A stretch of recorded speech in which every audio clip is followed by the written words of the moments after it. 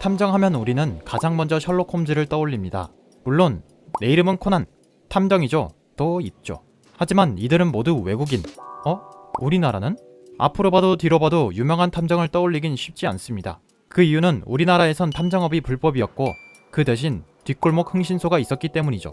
그러나 이제는 세상이 변했습니다. 2020년 8월부터 법이 개정되어 합법적으로 탐정이 될 수 있다는 사실. 탐정이라는 직업이 진짜 현실에 등장하게 된다면 어떤 일이 벌어질까요? 그 답을 찾아 현실 세계 최초의 탐정사무소인 핑커턴 전미탐정사무소를 찾아가 봅시다. 사설 탐정이란 뜻의 프라이빗 아이도 핑커턴 탐정사무소의 로고와 모토에서 유래되었다고 하네요. 오호... 그럼 이 탐정사무소의 창시자 앨런 핑커턴은 누구일까요? 그는 원래 나무통을 제조하며 살아가던 지극히 평범한 사람이었는데요. 미국의 한 섬에서 그의 삶을 180도 바꿀 이야기가 시작됩니다. 평소와 같이 나무통을 만지작거리던 핑커턴. 섬을 돌아다니다 우연히 불 피운 흔적을 발견하고 고개를 갸우뚱합니다. 왜냐? 이 섬은 핑커턴 말고는 아무도 살지 않았기 때문이에요. 어째서인지 구린내가 나는군요. 핑커턴은 일단 숨어서 지켜보기로 결정합니다. 그러던 어느 날 섬 주변을 살펴보다 그는 자신의 직감이 정확했음을 알게 되죠. 수상한 남자들이 위조 동전을 만드는 현장을 두 눈으로 똑똑히 보게 된 겁니다.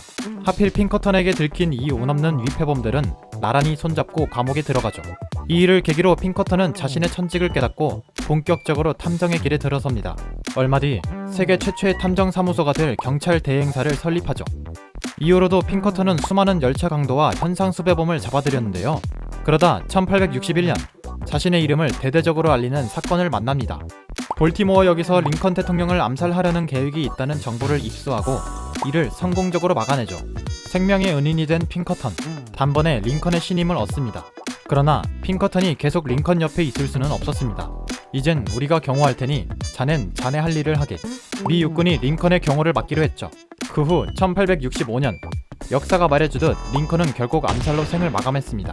이 일로 인해 만약 핑커턴이 경호를 맡았다면 이런 일이 생기지 않았을 거라는 여론이 생기면서 그의 명성은 하늘을 찌르게 됐죠. 핑커턴은 여기서 멈추지 않았습니다. 탐정사무소를 기업의 형태로 발전시켰고 경비의 개념을 처음으로 정립했죠. 게다가 지금은 과학수사로 잘 알려진 혈흔이나 상처, 범죄자의 기록을 모아 빅데이터로 만들기도 했습니다. 결국 핑커턴은 국민의 생명이나 재산을 보호하고 범죄를 수사하는 일을 정부나 경찰뿐만 아니라 일반 기업도 잘할 수 있다는 것을 보여주었습니다. 그리고 더 나아가 보안업체로 성장시키기까지 엄청난 일을 해냈죠. 핑커턴을 시작으로 나도 탐정이 되겠어 라고 나서는 사람들이 생겨납니다. 각 국가들도 제2의 핑커턴을 만들어 보자며 탐정이 될 수 있는 길을 활짝 열기 시작했죠.